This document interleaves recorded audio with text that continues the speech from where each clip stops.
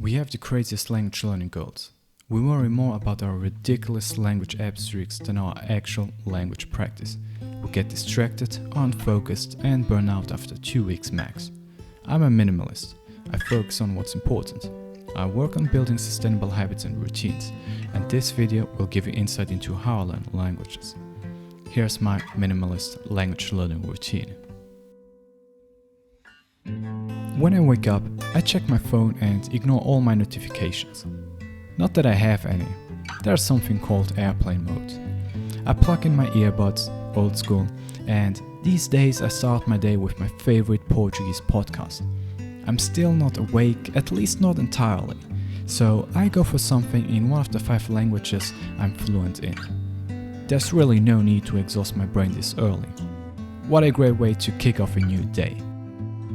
I like to eat while listening to podcasts. Besides, I'm moving around way too much to do anything else.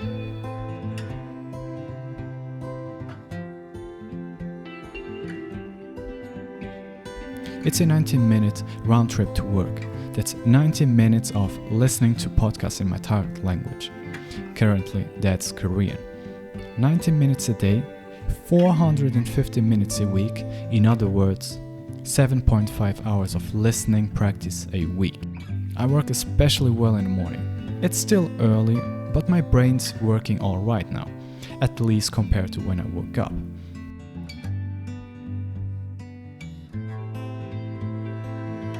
I eat lunch in 10-15 minutes. At the moment, I have flexible hours, so I can treat myself to 45 minutes of actual language practice. As in, I sit down and focus on whatever I'm working on. It just feels right to study at my workplace, so that's when I do it.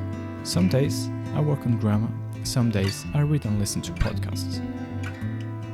This is how I actively learn vocab and expressions in context, while seeing how grammar is used in real-life situations. Of course, I use Anki. Would you believe me if I told you I review 10-20 flashcards whenever I use the bathroom? Throw in some messages in a couple of languages with some of my friends, and I got myself a pretty solid routine at work. I work on grammar, practice my reading and listening skills, and I get to try them out afterwards. The perfect combo. I work well after lunch, so that's when I get serious. When I get home, I'm exhausted. There's no other word for it.